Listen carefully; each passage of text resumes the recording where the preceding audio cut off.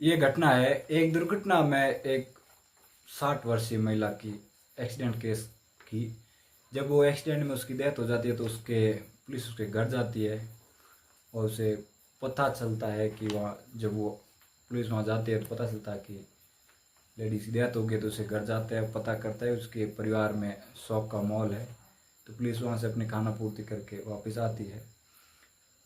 तो ये घटना है दिल्ली राष्ट्रीय राजधानी की। जय माता जी, राम राम सा। मैं फतेह सिंह बापिणी। आज हम जिस घटना के बारे में बात कर रहे हैं वो है राष्ट्रीय राजधानी दिल्ली के एक ओकोला क्षेत्र की, जहां 2 अगस्त 2021 का ये वाक्य है।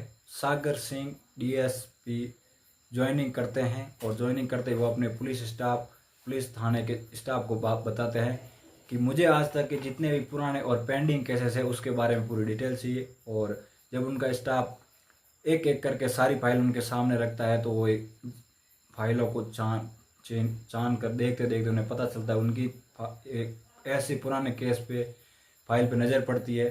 तो उन फाइल को देखते हैं, वो फाइल को देखते हैं तो उन्हें पता चलता है कि ये केस है 4 फरवरी 1997 के ओकोला क्षेत्र में किशन पाल सिंह के नाम के व्यक्ति की चाकू घोंप कर हत्या कर दी गई। जब डीएसपी साहब अपनी टीम के साथ वहाँ जाते हैं किशन पाल सिंह जी की पत्नी से मिलने के लिए, तब उनका 24 साल का बेटा भी उनको मिल जाता है। और जब वो उनकी किशन पाल सिंह की पत्नी से ये पूछा जाता है कि आपके पति की हत्या हुई है, उसके बारे में कुछ पता करना है, तो उनकी पत्नी पुलिस वालों को मजाक बनाती है, बोलती है कि जब 24 साल केस हो चुके हैं, कुछ भी नहीं हुआ, तो आप क्या कर सकते हैं। जब 24 साल में पुलिस कुछ नहीं करी, अब किस तरह से मेरे सामने मुँह लेके आए। तो वो अपने बेटे को बताती है कि देखो बेटा, तुम्हारे पिता के कातिल को आज तक पुलिस ढूंढ नहीं पाई और यह आज भी हमसे वही सवाल कर रही है। किशन पाल सिंह की पत्नी सुनीता बताती है कि उनके मर्डर से एक दिन पहले वो एक नाइट पार्टी में अपने दोस्त के साथ, दोस्त का नाम था रामू, उसके वहाँ गए थे और वहाँ पार्टी थी और पार्टी में ही उनका कत्ल हुआ। उसके बाद उनका कुछ पुलिस छानबीन करे लेकिन कुछ पता नहीं चला। पुलिस को जब उस रामू नाम के शख्स को ढूंढना कोशिश करती है तो वो रामू के घर जाती है और रामू के बारे में पता करती है। तो रामू के दोस्त होता है जो एक टिल्लू नाम के दोस्त जो शख्स है उससे मिलती है, पूछताछ करती है। टिल्लू बताता है कि आज तक वो रामू से उसके बाद कभी भी नहीं मिला है और ना ही रामू के बारे में उसे कोई जानकारी है। फिर भी पुलिस उसे अपने तरीके से जितनी हो सके कोशिश टिल्लू से पूछताछ करती है। तो टिल्लू बताता है कि रामू का एक छोटा भाई है, रामू का छोटा भाई जो तुगलकाबाद में रहता है।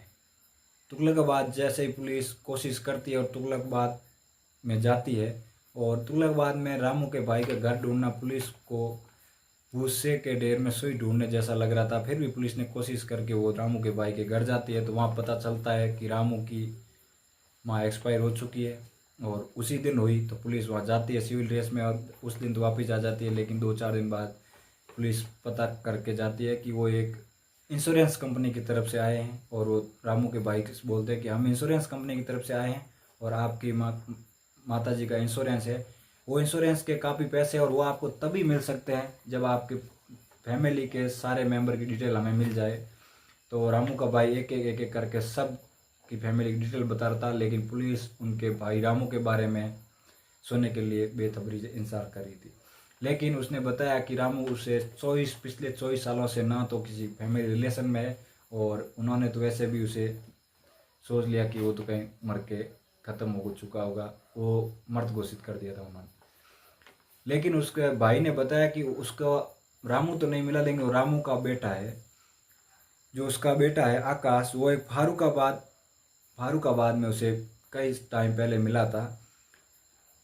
लेकिन पुलिस ने उसके बेटे आकाश का पता लगाने फारूकाबाद फेसबुक अकाउंट के जरिए पता लगाने की कोशिश की, लेकिन पता चला कि फारूक नाम का लड़का तो लखनऊ के कपूरथला में उसका लिंक है। तो पुलिस वहाँ पता करते करते आकाश के पास लखनऊ के कपूरथला में जाके पता किया तो उसने बताया, पुलिस ने जाके बताया कि आपकी दादी साहब का देहांत हो चुका है और हम इंश्योरेंस कंपनी की तरफ से आए, हम आपको जो भी इंश्योरेंस का क्लेम होगा वो देंगे। हम आपकी फैमिली की डिटेल के बारे में पूछताछ पता किया तो उनके पिता के बारे में पता है। तो उन्होंने बताया कि वो पिता से काफ़ी टाइम पहले, अभी तो मिला भी नहीं है, और वो काफ़ी टाइम पहले अपने पिता से मिला था, लेकिन उसके पिता का नाम अशोक यादव है। पुलिस ने ये नाम सुन के पुलिस अचंभित हो गई कि करा कराया काम पे पानी फिरने जैसा लग रहा था कि इतनी कोशिश करने के बाद भी रामू का पता नहीं मिला, इसके पिता का नाम अशोक यादव। फिर भी पुलिस ने सोचा एक बार अशोक यादव से मिल भी लेते हैं। तो उसने आखिरी बार लखनऊ का ही इलाका लगता है जानकीपुर, उसने बताया आकाश ने कि उसका पिता अशोक यादव जानकीपुर इलाके में उसे मिला था, लेकिन ई रिक्शा चलाता है। पुलिस अपना वेश बदल कर एक कंपनी ऑफिशियल ड्रेस में जाके कंपनी की तरफ से जाके पता करते हैं और डॉक्यूमेंट में चेक करके जब पता करते हैं जानकीपुर जाके उनसे मिलते हैं अशोक यादव से। उन्हें बताया जाता है कि हम एक ई रिक्शा कंपनी से आए हैं और हमें एक नई कंपनी में ऐसे आदमी की ज़रूरत है जिससे ई रिक्शा के बारे में काफ़ी नॉलेज हो। तो जब अशोक यादव भी खुश हो जाता है कि उसकी तो लॉटरी ही लग गई मानो। वो अपने डॉक्यूमेंट देता है, आधार कार्ड वगैरह जो भी है, अकाउंट वगैरह सारी डिटेल देता है, लेकिन सब डिटेल में उसका नाम अशोक यादव ही होता है, रामू नाम का कोई शख्स ही नहीं। पुलिस ने जब पता किया और उसी बातचीत चल रही थी, उनसे बातचीत की, डॉक्यूमेंट लिया और उससे काफ़ी टाइम बात हुई, तो पुलिस ने किशनपाल सिंह की पत्नी सुनीता से कांटेक्ट किया और पता किया कि आप ही रामू कौन है, उसे आप ही पहचान सकते हैं, उसके अलावा कोई नहीं पहचान सकता, क्योंकि रामू किशनपाल सिंह का दोस्त था तो उनके घर आता जाता रहता था।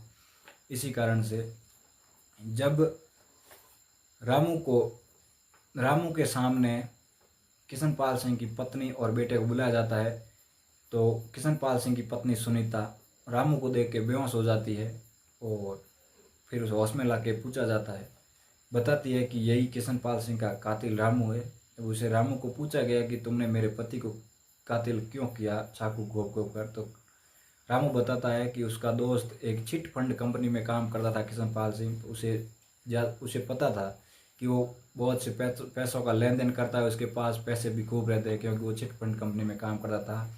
और मेरी नीयत ख़राब हो गई थी कि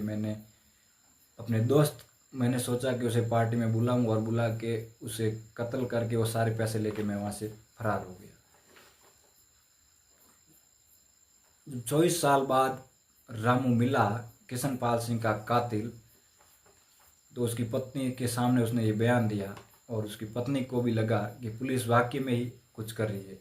फिर कोर्ट की तरफ से तो पुलिस और कोर्ट ने रामू को 24 साल हो चुके थे, उन्होंने पहले ही भगोड़ा घोषित कर दिया था कि रामू मिल नहीं रहा है, भगोड़ा घोषित हो चुका है। लेकिन रामू को आखिर 24 साल बाद दिल्ली पुलिस ने ढूंढ लिया और जब ढूंढ लिया है तो माने तो ये बात है कि अगर पुलिस सच्ची और ईमानदारी से अपना काम करे तो वो कुछ भी कर सकती है। और ये पुलिस ने एक ऐसा काम किया है वाकई ही सराहने लायक है। इस सच्ची घटना से हमें किसी का ठेस पहुंचाने का मुख्य उद्देश्य नहीं था, हम बस आपको ये जागृत कर रहे हैं, इसके बारे में बता रहे हैं कि अगर पुलिस ईमानदारी और सच्चे दिल से कुछ भी करे तो वो कुछ भी कर सकती है।